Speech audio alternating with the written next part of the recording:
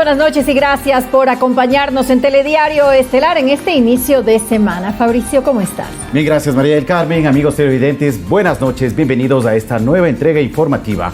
Vamos de inmediato a revisar los titulares.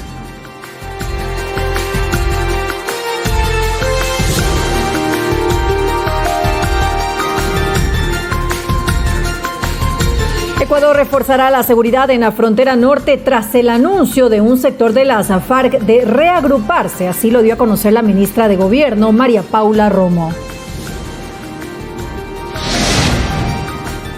Con padres en busca de útiles y uniformes para sus hijos, comenzó el año lectivo en la Sierra y la Amazonía. El gobierno reiteró su decisión de impedir el alza de costos en matrículas y pensiones. El expresidente Rafael Correa habría ordenado realizar una matriz para registrar los aportes de empresas. Esa afirmación la hizo la ex asistente de la presidencia de la República, Laura Terán, durante su testimonio anticipado. En las noticias internacionales, las autoridades de las Bahamas confirmaron la muerte de al menos 5 personas tras el paso del huracán Dorian.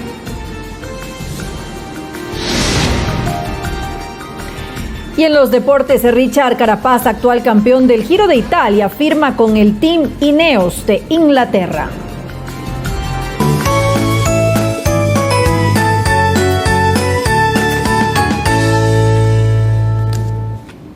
El gobierno nacional ratificó su compromiso con la educación en el país. En ese sentido, el presidente de la República, Lenín Moreno, recordó que la inversión diaria en este sector es de $13 millones. Así se inauguró el nuevo año lectivo en la Sierra y Amazonía. Conozcamos las actividades que esta mañana cumplió el presidente de la República, Lenín Moreno, en la parroquia Pintaj, al suroriente de la ciudad de Quito. Este es el árbol de los sueños, el símbolo de un inicio de clases que tendrá la participación de todos, estudiantes, padres de familia y docentes. Mi sueño es que nuestros profes, en base a su ingenio, creatividad y conocimientos, nos permitan desarrollar destrezas y habilidades en el campo científico, práctico y de valores. Pero también del gobierno nacional. En el Colegio Antizana, donde el presidente inauguró el año lectivo 2019-2020, el jefe de Estado se comprometió a seguir apoyando a la educación. $81 millones se ha destinado para la alimentación escolar y 25 más para uniformes. Sin embargo, la inversión general en estos 27 meses de administración es mucho más amplia. $10.250 millones para la educación básica y el bachillerato. Eso significa en promedio casi $13 millones por día, porque están invertidos diariamente en lo mejor que se puede hacer por nuestro futuro, que es educar. Ese respaldo también se espera de las autoridades de los colegios fiscomisionales y particulares, a quienes insistió no aumentar los valores de matrículas y pensiones. Más de 500.000 alumnos de esta región forman parte de estas instituciones. Pero también hay que pensar en el bolsillo de los ecuatorianos. Por eso he prohibido también que se debe un solo centavo en material didáctico, en material de libros, cuadernos, etcétera, etcétera. Así arrancó el año lectivo, con un pedido adicional a los padres de familia para que no se conformen en enviar a sus hijos a las escuelas, sino que ellos también se comprometan a brindarles los valores que solo se entregan en el hogar. Alex Llanos, Medios Públicos. Y el primer día del nuevo ciclo educativo vino acompañado del comercio, de las compras de última hora y también de los consejos de los padres de familia a sus hijos y además de las ilusiones que tienen los estudiantes para esta nueva etapa. 2 de septiembre fue un día agitado. El regreso a clases los invitó a levantarse más temprano, pues las vacaciones quedaron atrás. Con el tiempo cuesta arriba y la economía que no da para todo, las compras de uniformes, por ejemplo, tuvieron que hacerse de a poco. Ahorita solamente estoy adquiriendo el saco y el pantalón, que es para el día de mañana. Y ya conforme los días voy a ir viendo si le compro de poco en poco el calentador. Y con el nuevo año escolar, el comercio también empezó a moverse.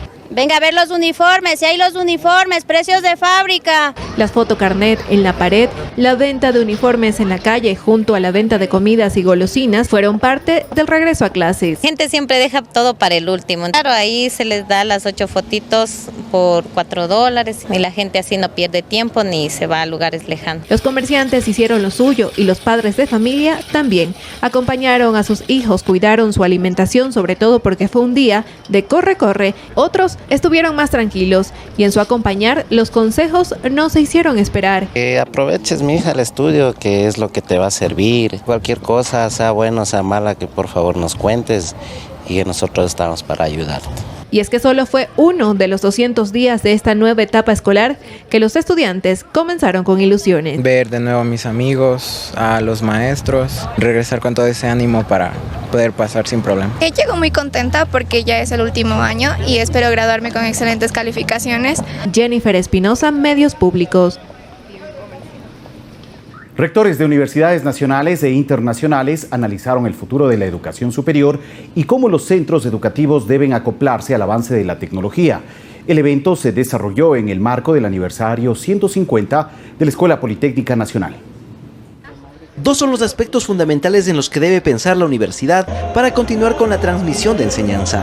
La tecnología, cómo la tecnología lo cambia absolutamente todo, cómo nos gobernamos, cómo nos relacionamos. Y el segundo es la crisis a la que se enfrenta nuestro planeta por los cambios ambientales profundos. Eso precisamente determina el enfoque que deben tener las universidades para el futuro y con lo cual sus estudiantes estén preparados para un mundo de constantes modificaciones. Aprender a aprender significa revolucionar por completo la pedagogía. O sea, es el cómo aprendemos es importante. Estamos planteando un posible cambio para incorporar el tema del emprendimiento en nuestras carreras y en toda la formación transversal de nuestras carreras. Para ello sirvió este debate donde se presentaron ideas desde cada uno de los rectores de los centros académicos, pero se lograron acuerdos que permitirán trabajar en conjunto. Y no nos veamos como competencia entre universidades o institutos, sino que juntos abordemos esa problemática tanto en acceso y en solución a problemas que requiere la sociedad. Pero en este momento ese desarrollo no es individual, no lo hace una sola universidad. La Escuela Politécnica Nacional organizó este encuentro como parte de su aniversario 150 de creación, ratificando así su compromiso de ser un epicentro de investigación y conocimiento. Alex Llanos, Medios Públicos. 20 horas 18 minutos. Esta noche nos acompaña el presidente del Consejo Nacional de Discapacidades, Javier Torres, quien además es asesor presidencial. En los siguientes minutos conversaremos con él sobre la presentación por parte de Ecuador al Comité de Derechos de las Personas con Discapacidad de la Organización de Naciones Unidas, el informe sobre el trabajo que ha cumplido nuestro país en beneficio de las personas con discapacidad. Señor Torres, buenas noches, gracias por acompañarnos aquí en Telediario. Un gusto, bueno, creo que es importantísimo haber pasado un fin de semana un proceso bastante importante. La semana pasada estuvimos en Ginebra presentando el informe, el primero y el segundo informe, en el cual principalmente los 18 miembros del comité, que son de diferentes países del mundo, han hecho una evaluación justamente de la política implementada por el presidente Lenín Moreno en el ámbito de discapacidades. ¿Y qué se ha explicado durante ese evento que se llevó a cabo el 29 y 30 de agosto en Ginebra? Bueno, la base fundamental cuando se analiza a los miembros del comité es ver qué políticas públicas del primer informe que se presentó hace aproximadamente 3 años, 4 años, se va analizando los crecimientos y los desarrollos de las políticas públicas. Y yo creo que fue importantísimo porque nos permitió hacer una evaluación justamente en el ámbito de educación, en el ámbito deportivo, en el ámbito de vivienda, en el ámbito de las discapacidades, del nuevo registro social, de lo que se ha venido trabajando, las transferencias monetarias. Y yo creo que la reacción de los miembros del comité fue muy importante, porque al ver ese cambio de las medidas de acción afirmativa que ha hecho Ecuador han servido de ejemplo a algunos países del mundo. Creo que, por ejemplo, en lo que hemos venido trabajando y que ha sido muy importante es lo que es la Secretaría Plan Toda una Vida, un trabajo, un esfuerzo, ir coordinando acciones principalmente con el Ministerio de Salud, Educación, Trabajo, hablemos del MIES, y eso ha demostrado que Ecuador ha tenido un crecimiento y un acercamiento mucho más profundo hacia la comunidad más pobre, la de pobreza extrema y pobreza media, significando que en los factores de crecimiento y desarrollo de los ciudadanos ecuatorianos en condición de discapacidad se va consiguiendo objetivos mucho más claros y aterrizando esas políticas públicas en bien de la persona con discapacidad y su familia. Pero en este sentido, ¿cuáles podrían ser los logros y los hitos más importantes que el actual gobierno ha podido alcanzar durante estos 2 años de gestión en beneficio de la población de personas con discapacidad? Bueno, principalmente cuando se analiza al MIES vamos analizando las pensiones o hablemos las subvenciones que se entregan monetarias a los diferentes grupos de atención prioritaria, como es adultos mayores o personas con discapacidad, el crecimiento justamente de la asistencia monetaria que permite mejorar la calidad de vida, son ejemplos de en la práctica políticas que ha implementado en proceso el Gobierno Nacional por disposición del presidente Lenín Moreno para equiparar lógicamente esa pobreza extrema que tiene que el gobierno apoyar directamente. ¿Por qué lo digo el gobierno principalmente? Porque el gobierno, con el apoyo y el trabajo y el esfuerzo de los ministerios, no es como en otros países. Veamos México. México tiene la Teletón y eso fue algo que se discutió. Hacen una Teletón y el gobierno no garantiza la atención efectiva hacia grupos de atención prioritaria. Eso significa que nosotros no es que creamos teletones, sino que lo que creamos nosotros son acciones que nos permita desde el MIES, desde salud, desde educación, poder trabajar en la entrega de ayudas. De gobierno, exactamente. ¿No? Entregar ayudas técnicas, entregar la posibilidad de que tengan acceso a diferentes actividades deportivas, recreativas, como hemos visto ahora los panamericanos, cerca de 15 medallas, superando las brechas de que los teníamos en años anteriores, no habíamos superado. Pero no nos quedamos ahí. Yo creo que en las políticas públicas el tema del voto a nivel nacional ha permitido como ver que el ausentismo de personas con discapacidad en base a políticas implementadas, no hay ausentismo, es menor el ausentismo que en las personas que no tienen discapacidad. Entonces, esas políticas públicas se transfieren justamente al trabajo en educación, en formación. El Ecuador tiene un récord dentro de la región en integración laboral. Muchos pueden decir, pero todavía hay personas sin empleo. Sí, por supuesto, estamos trabajando para seguir revisando la cuota laboral tanto en lo público y en lo privado, pero cerca de 72.195 personas en el país tienen personas con discapacidad, tienen un trabajo tanto en lo público y en lo privado. 72.000 personas en el país con trabajo. Exactamente. Personas con discapacidad. Que están trabajando y a la vez cerca de 3.000 sustitutos que están incorporados a esa cuota. ¿Por qué es esto? Porque justamente también se ha logrado trabajar con los empresarios, se ha logrado incentivar el trabajo de las personas con discapacidad. Pero lo importante, tuvimos una reunión con la ministra de Educación, tenemos ya los modelos educativos, tanto para las personas biculturales en el tema de los sordos, como también en las personas con discapacidad intelectual. ¿Qué significa esto? Que los modelos educativos con los que tenemos que trabajar van mejorando para que cerca de 42.000 estudiantes con discapacidad se encuentran integrados en el ámbito educativo. Esto tiene una lógica. Hemos crecido casi en un año en 20.000 estudiantes a los 42 que estamos ahora. ¿Por qué? Porque hemos logrado implementar estos procesos que tenemos que seguirlos trabajando. No estamos diciendo que sean 100% perfeccionados, pero hemos ya logrado que los niños se vayan integrando en la educación regular, logrando la educación inclusiva y especializada también, y eso va permitiendo que los educadores también vayamos capacitando y formando, y esos son los acuerdos a los que estamos llegando. ¿Qué otro tipo de indicadores evidencian y reflejan este trabajo en beneficio de las personas con discapacidad que se ha ejecutado a lo largo de estos 2 años de presidencia, de gestión del presidente Moreno? No solamente en el ámbito de la educación, con los 42.000 estudiantes que ahora están involucrados, personas con discapacidad involucradas en el ámbito educativo, y las 72.000 personas con discapacidad que trabajan. ¿Qué otros números, cifras evidencian esta inclusión y estos beneficios? Tienes 3 momentos importantes. El tema de turismo inclusivo y accesible.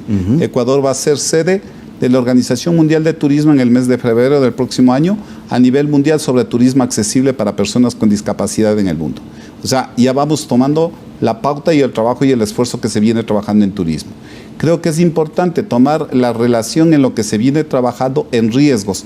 Nuestro país tiene muchos riesgos, terremotos, y el mes de noviembre Alexandra Ocles está organizando justamente también un evento importante en el mes de noviembre para ya hablar sobre justamente la prevención de los riesgos que existe hacia las personas con discapacidad en siniestros o desastres naturales. Entonces, cuando tú vas viendo todo este tipo de políticas públicas que se va implementando, como el acceso a la universidad, los exámenes de ser bachiller, lo que vamos haciendo, impulsando y desarrollando en las diferentes actividades, lo que busca es que nosotros, a su vez, esta política tenemos que trasladarla también a los municipios. Y esa es la parte que nos toca ahora trabajar bastante fuerte. ¿Por qué razón? Porque dentro del trabajo y el esfuerzo que hagamos, los municipios tienen un compromiso como gobiernos autónomos descentralizados con los consejos de protección de derechos, de trabajar en políticas públicas e implementar propuestas. Nos falta trabajar mucho en propuestas de transporte público y mucho en accesibilidad al medio físico, y eso que ya lo hemos trabajado. Pero parte primordial que fue reconocido también es la normativa en accesibilidad al tema de vivienda. De acuerdo. Toda la vivienda, en su momento dado, se emitió normativa que permite la accesibilidad en todos los diseños de todas las viviendas que se está construyendo, del sistema que tenga justamente la accesibilidad necesaria con las caracterizaciones necesarias para que todas las viviendas en el país puedan cumplir ese objetivo. Estamos ya cerrando este espacio de entrevista. Sería importante conocer si por parte de Naciones Unidas se llegó a algún compromiso de apoyo hacia Ecuador en beneficio de este segmento de la población, de las personas con discapacidad, luego de que se presentó por parte de nuestro país este informe de trabajo en beneficio de este sector. Bueno, aquí lo importante es que el comité lo que hace es una evaluación. Nosotros recibiremos de la reportería directamente, la relatora fue la representante de México. Lo importante es que ella va con el equipo, van a decir qué recomendaciones hacen al país para poder mejorar, qué es lo que estamos bien manejando. Lo que hace Naciones Unidas es evaluar a los países. Ecuador ha sido un país de ejemplo en el ámbito de la discapacidad, que hay que seguir trabajando, por supuesto. Hay todavía cosas pendientes. Vamos a tener un centro de transferencias para personas con discapacidad auditiva, que le estamos trabajando con la Federación de Sordos del Ecuador, que es importantísimo, que hemos certificado intérpretes, estamos trabajando en la certificación para los sordos, también para los intérpretes de lengua de señas, que es importante. Claro. Hay que trabajar con el acceso a las universidades, que es parte vital principalmente, pero yo creo que hay una parte primordial, es cómo hemos ido logrando socializar y sensibilizar en el país del ámbito de la discapacidad. El tener un compromiso como el del presidente Lenín Moreno y de su señora esposa Rocío González de Moreno ha permitido visualizar desde un enfoque del trabajo en comunidad, que lo hacemos con la Secretaría Plan Toda la Vida. La esencia de la discapacidad está en tu núcleo familiar. La esencia está en justamente cómo el gobierno debe garantizar que ese grupo familiar pueda tener esas medidas de acción afirmativa y esas políticas que permitan mejorar la calidad de vida y una atención efectiva en salud, en trabajo, en educación, en deporte, en todas las actividades necesarias cotidianas de la vida. Muy bien, muchas gracias, Javier, por la información y éxitos en la... Esperamos que el informe vamos en eso. Claro, es un trabajo muy intenso, arduo, pero que debe finalmente buscar los mejores y los mayores beneficios para este importante grupo de la sociedad ecuatoriana. Y que vendrán mejores noticias, que hasta fin de año van a ver las noticias que sean extraordinarias para todo el grupo de atención a personas con Claro que sí, esperemos las mejores noticias. Muchas gracias a Javier Torres, consejero presidencial y también presidente del Consejo Nacional para la Igualdad de Discapacidades, CONADIS, por ofrecernos información relacionada a esta presentación del informe de trabajo por parte del gobierno ecuatoriano ante Naciones Unidas sobre las políticas en beneficio de las personas con discapacidad. 20:28. Seguimos con más noticias. Preparación para la entrada a clases. Por eso es que hay que prepararnos con un poquito de anticipación.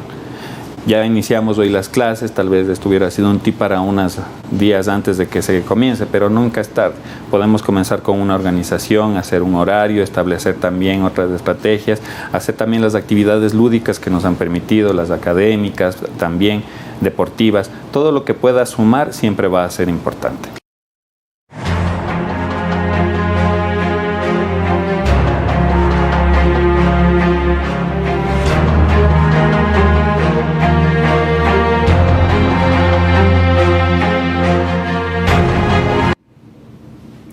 El primer ministro de Bahamas indicó en rueda de prensa que 5 personas murieron en Ábaco por el impacto del huracán Dorian en la isla.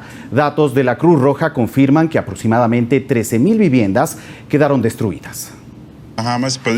El primer ministro de Bahamas confirmó este lunes la muerte de 5 personas tras el paso del huracán Dorian por el archipiélago atlántico. En conferencia de prensa, indicó que de momento es la información disponible y que hay que ser muy cuidadosos con los datos que se dan sobre fallecimientos. La fuerza policial de Bahamas ha confirmado que hay 5 muertos en Ábaco. Lo más pronto posible brindaremos información apropiada como su identificación. Previamente, el funcionario calificó como una devastación sin precedentes del nivel de daños materiales ocasionados por el huracán tras su paso por las islas Ábaco. A través de su cuenta en Twitter, indicó: Gran Bahama todavía siente el impacto de la categoría 5 del huracán Dorian. Según los informes de Abaco, la devastación no tiene precedentes. Los vientos han disminuido a 165 millas por hora, pero Dorian sigue siendo una tormenta extremadamente peligrosa. Nuestro enfoque en este momento es el rescate, la recuperación y la oración. Según datos brindados por la Cruz Roja, se estima que cerca de 13,000 viviendas quedaron destruidas en las Islas Abaco, el área del archipiélago atlántico que sufrió primero la fuerza del huracán Dorian en su camino hacia la costa este de Estados Unidos. Paco Urbina, Medios Públicos. Algunos de los más fuertes huracanes que han tocado territorio de los Estados Unidos han dejado daños millonarios y numerosas pérdidas de vidas. En la siguiente nota les recordamos algunos de esos fenómenos naturales. Según datos de la Administración Nacional Oceánica y Atmosférica de los Estados Unidos, los 3 ciclones que ocasionaron más pérdidas de vidas humanas se produjeron entre inicios del siglo pasado y este. Así, el huracán que afectó a Galveston en Texas en 1900 y que alcanzó la categoría 4 dejó 8,000 víctimas fatales.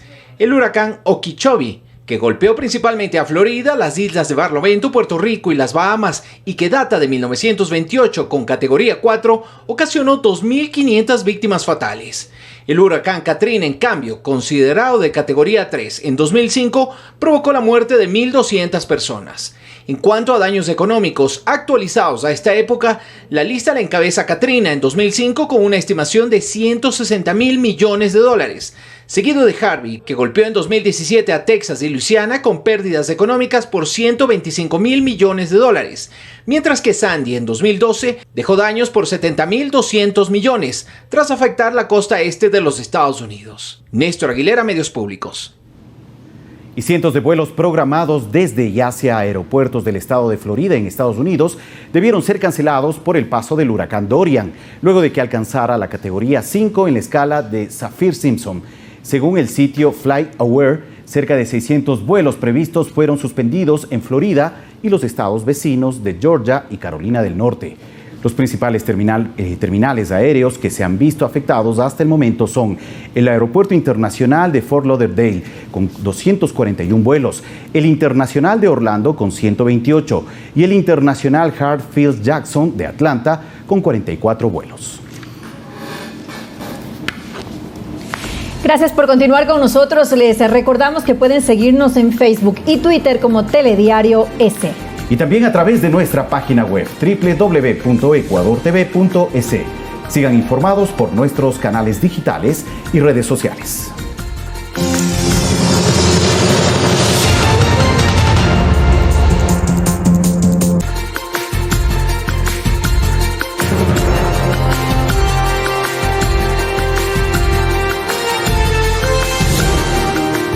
Ecuador reforzará la seguridad en la frontera norte tras el anuncio de los subversivos Iván Márquez, Jesús Santrich y alias El Paisa, dijo la ministra de Gobierno María Paula Romo.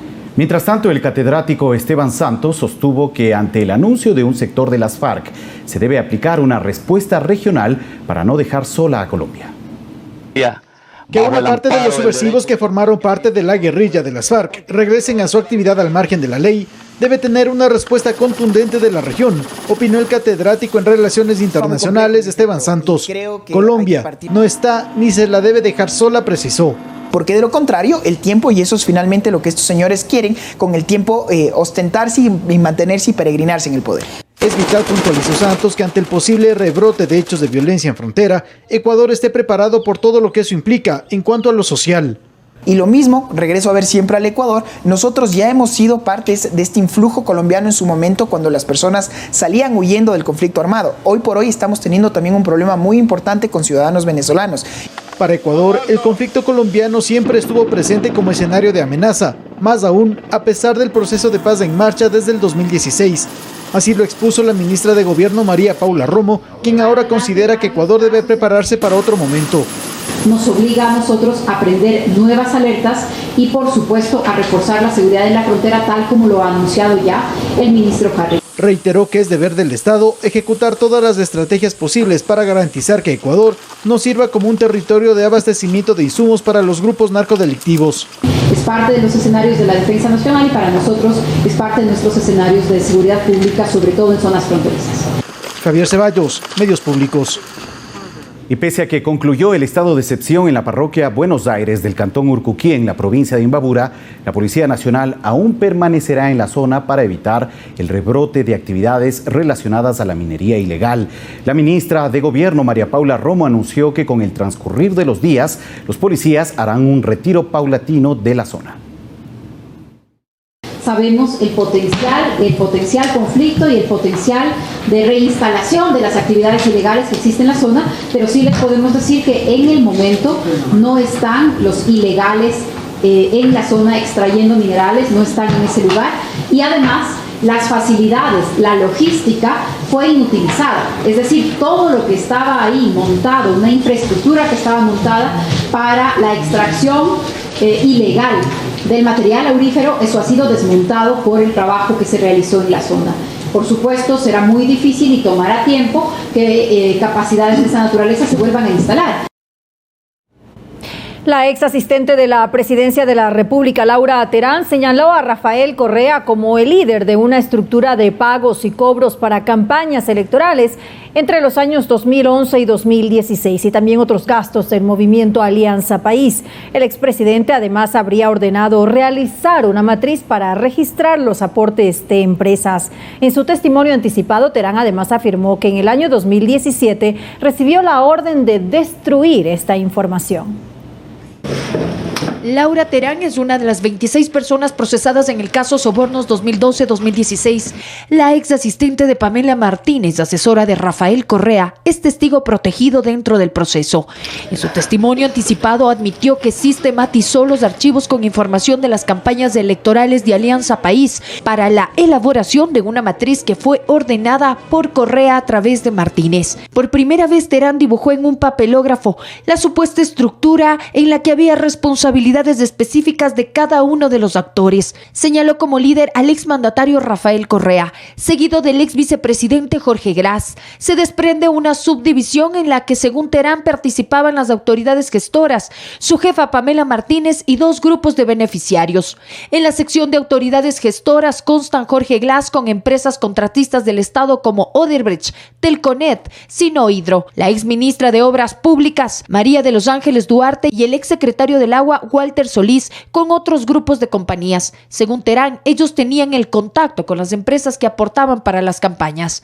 Bajo la pestaña de beneficiarios electorales colocó a Galo Mora, María de los Ángeles Duarte, Viviana Bonilla y Vinicio Alvarado, y detalló cada uno de los emisarios o mensajeros de estos actores. Ellos, a través del cruce de cuentas y de dinero en efectivo, recibían los aportes de esas empresas. En la matriz, Terán también identificó a otros beneficiarios no electorales. Nombró al ex secretario jurídico Alexis Mera, al encargado de la seguridad civil Ítalo Centanaro, al asambleísta Doris Solís y al ex secretario de inteligencia Romy Vallejo. Operaban a través de la entrega y retiro de sobres de la oficina de Pamela Martínez, localizada en un edificio del norte de Quito. Los beneficiarios, a través de emisarios o mensajeros, dejaban o recibían los fondos.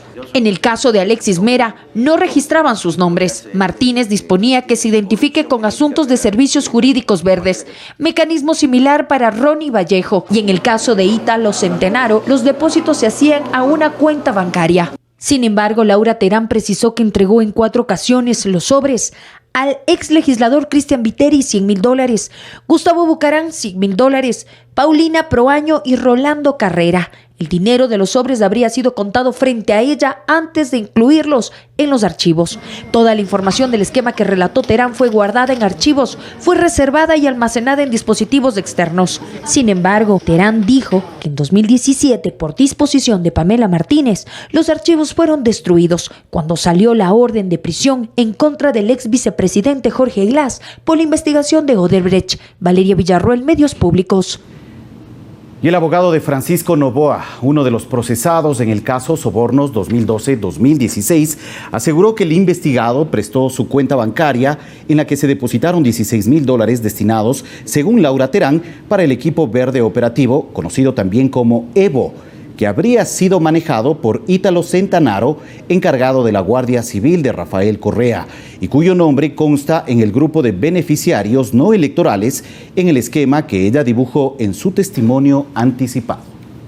No conocía ni al señor Ítalo Centanaro, ni a la señorita Laura Terán, ni tampoco a la señora Pamela Martínez. Sí, efectivamente se habían hecho 5 depósitos en la cuenta de mi patrocinado con una clave que decía Evo y el depositante era el señor Ítalo Centanaro.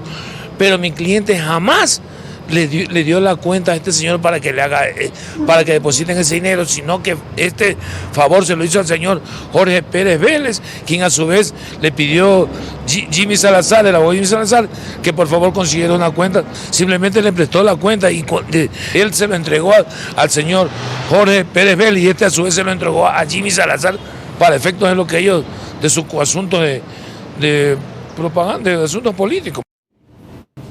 La Comisión de Fiscalización de la Asamblea Nacional continúa con el debate del informe de los casos Arroz Verde y Majano. Los asambleístas aseguran que se involucrará a todos los implicados.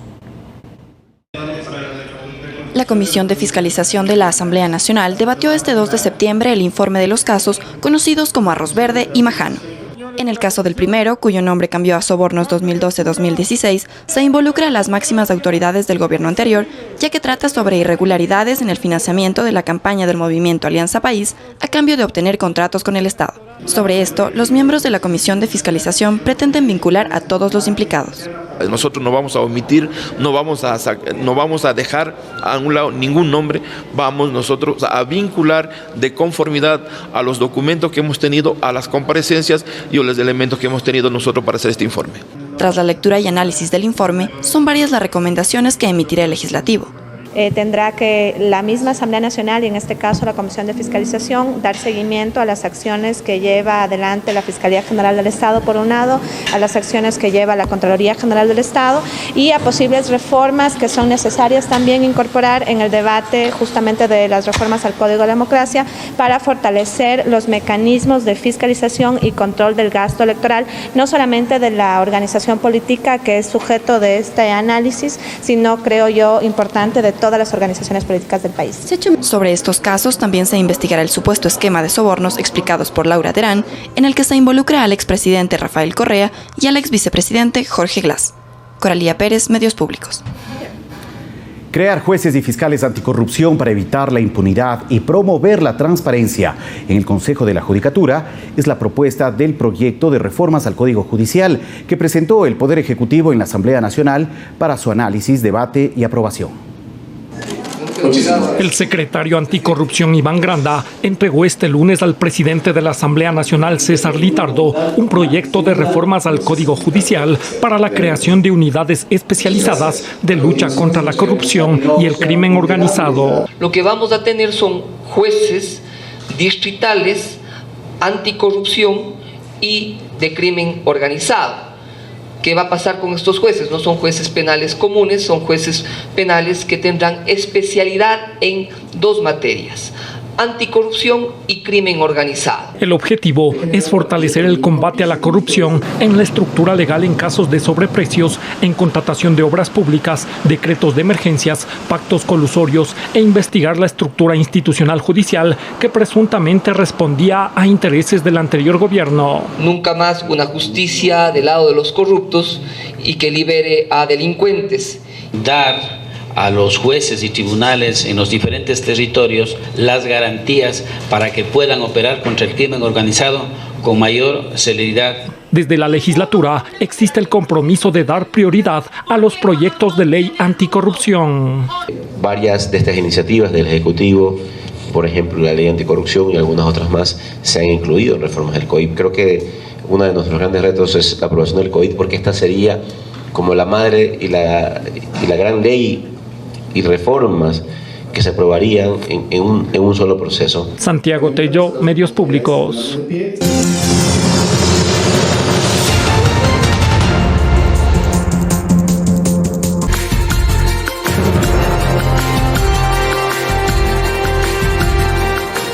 Dos de los 4 niños que fueron afectados por intoxicación con cloro en la piscina de Miraflores en Quito mostraron síntomas de recuperación. Se espera que en los próximos días salgan de terapia intensiva.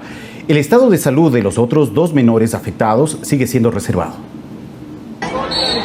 Matías Walter tiene 13 años. A su corta edad es múltiple campeón en natación. El 26 de agosto, mientras entrenaba para participar en los Juegos Nacionales de Cuenca, junto a otros 3 atletas, sufrieron intoxicación con cloro en la piscina de Miraflores en Quito. Quitaron el tubo y el respirador artificial.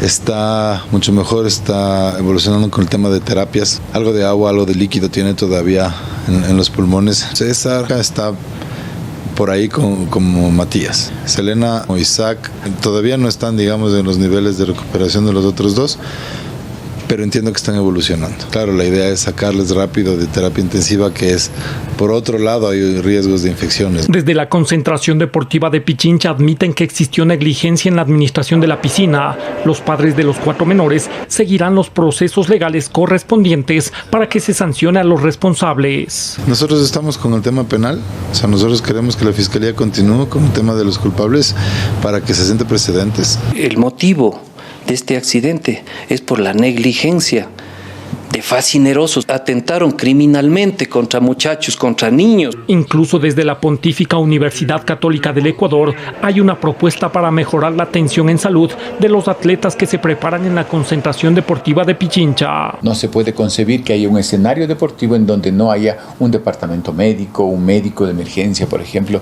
como en este caso. La Universidad Católica está dispuesta a firmar un convenio para que médicos de la universidad roten por los diferentes escenarios deportivos. A través de redes sociales se activa una campaña para recaudar fondos que servirán para pagar los gastos de recuperación de los atletas. Quienes deseen entregar su ayuda deben ingresar a la página web www.gofundme.com o comunicarse al número 099 80 74 396. Santiago Tello, Medios Públicos. La Cámara Americana Ecuatoriana impulsa la conectividad entre Ecuador y Houston. La meta es convertir a esa ciudad en el principal destino de exportaciones de productos ecuatorianos hacia Estados Unidos.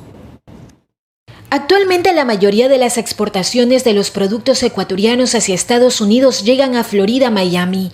La meta es que el principal lugar de destino sea Houston. Su ubicación céntrica y privilegiada permite el traslado y distribución de la carga a lo largo de la costa este del Pacífico. Para nosotros, siendo uno de los puertos de mayor volumen en Estados Unidos, pues es sumamente importante incrementar esos volúmenes para que se incluyan países tales como Ecuador.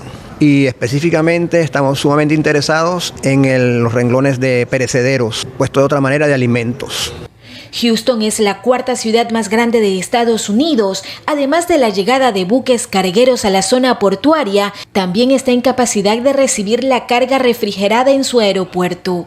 Mover carga aérea, pero también mover carga marítima y lograr, consolidar le llamamos un gateway o una puerta de entrada hacia el este. Integración es tener eso, tener un puerto, un aeropuerto y terminales terrestres muy fuertes. Lo mismo tiene Houston. Así que nosotros podemos colaborar muy bien con ellos y podemos ampliar nuestra diversidad. Según la balanza comercial en 2018, Estados Unidos fue el principal destino de las exportaciones totales de Ecuador, con un incremento del 10% en relación con 2017, cifra que podría aumentar si se logra la firma de un acuerdo comercial. Mariuxi Buenaño, Medios Públicos.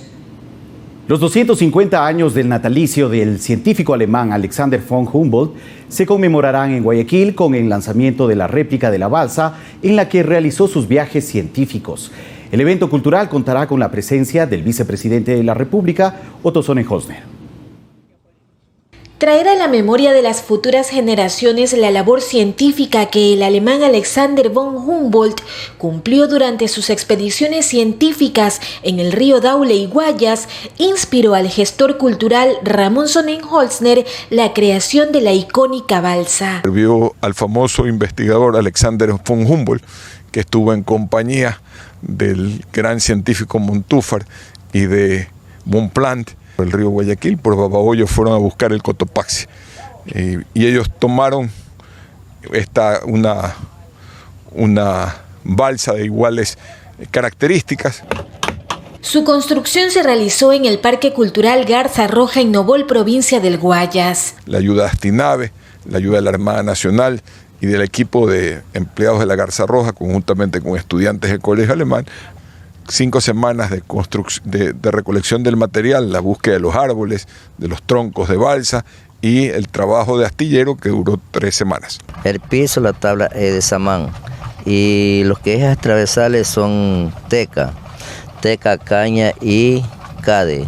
El lanzamiento de este proyecto cultural se realizará en el Colegio Alemán Humboldt para luego cumplir su travesía. Estará en el Parque Histórico del día 5 hasta el día 8, en el Parque Garza Roja. Luego de eso seguramente lo podrán visitar en la Feria del Libro. Mariuxi Buenaño, Medios Públicos.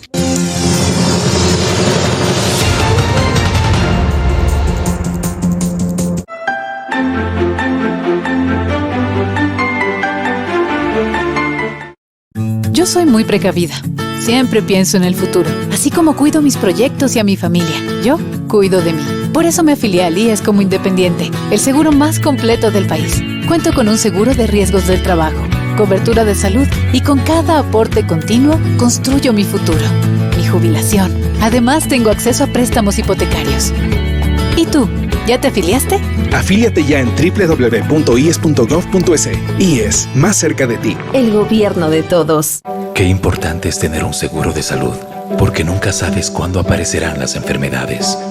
Un seguro de vida para saber que a tu familia nunca les faltará nada. Porque no todas las aseguradoras tienen un seguro para nosotros los agricultores. Ellos creen que somos un negocio de riesgo. En Seguro Sucre tenemos el único seguro agrícola para proteger la inversión y el trabajo de nuestros agricultores. Seguro Sucre, aseguramos lo que importa de verdad. Una empresa de todos los ecuatorianos que protege lo que es nuestro.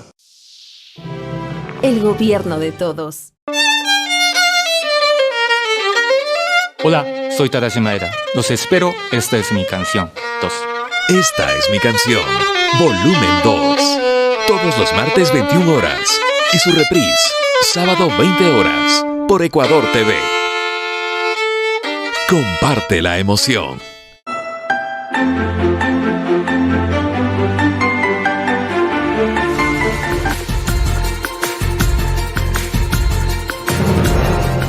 Desde este lunes, los argentinos deben pedir autorización al Banco Central de ese país para la compra de dólares. La medida, adoptada por el presidente argentino Mauricio Macri, busca evitar la fuga de capitales y obliga a empresas y bancos a mantener sus divisas en territorio argentino.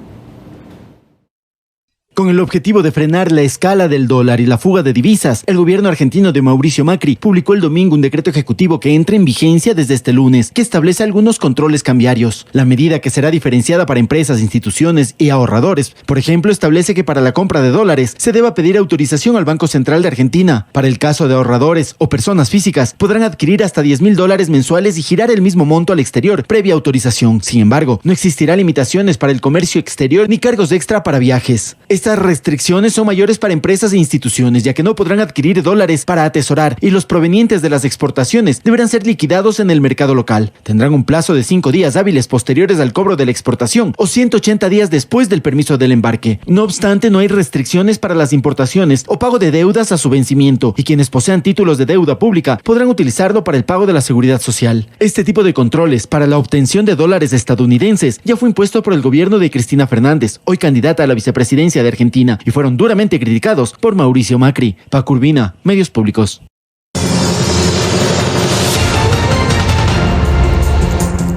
Y enseguida en nuestro segmento El Mundo Ahora les contamos que el presidente chileno Sebastián Piñera busca revertir la situación de vulnerabilidad de su país ante crisis climáticas. Además, en Colombia, el presidente Iván Duque envía una comisión de seguridad que investigue el asesinato de una candidata a alcaldesa en el Cauca. Los detalles de esta y otras noticias a continuación. La política colombiana Karina García Sierra, candidata a alcaldesa en el municipio de Suárez, en el departamento del Cauca, en Colombia, fue asesinada junto a 5 acompañantes y sus cuerpos incinerados. Así lo informaron este lunes fuentes oficiales. Semanas atrás, la líder liberal había denunciado amenazas contra su vida a raíz de su trabajo comunitario en esta zona. Al respecto, el presidente de Colombia, Iván Duque, informó mediante su cuenta oficial de Twitter que envió al Cauca una comisión de seguridad para realizar las investigaciones sobre este hecho y extendió sus condolencias a los familiares de la víctima. El presidente de Chile, Sebastián Piñera, destacó que la vulnerabilidad de ese país ante las consecuencias de la crisis climática lo motiva a tomar el liderazgo en la lucha para revertir la situación, lo que propondrá durante la próxima cumbre del COP25 que se celebrará en diciembre. El jefe del Ejecutivo chileno animó a utilizar la inteligencia que diferencia al ser humano como especie para sanear el planeta y no seguir comprometiendo su supervivencia. Piñera apuntó a las nuevas generaciones como la esperanza del futuro, ya que traen en el ADN la conciencia y el compromiso con el medio ambiente, algo que a su juicio faltó en generaciones previas. La Asamblea Nacional de Venezuela, de mayoría opositora, debatirá este martes el rearme del grupo de disidentes de la guerrilla de las FARC. Así lo informó este lunes Stalin González, segundo vicepresidente del Parlamento de ese país. En rueda de prensa aseguró que nadie puede celebrar que un grupo de disidentes haya roto el acuerdo de paz con Colombia e hizo un llamado a las Fuerzas Armadas venezolanas, recordándoles que deben ser responsables de custodiar, cuidar el territorio y no dejar que ningún grupo narcoterrorista esté y haga presencia en suelo venezolano. Paco Urbina, Medios Públicos. Y con esto finalizamos la presente emisión de su telediario estelar. Como siempre, gracias por acompañarnos y que disfruten de una agradable noche.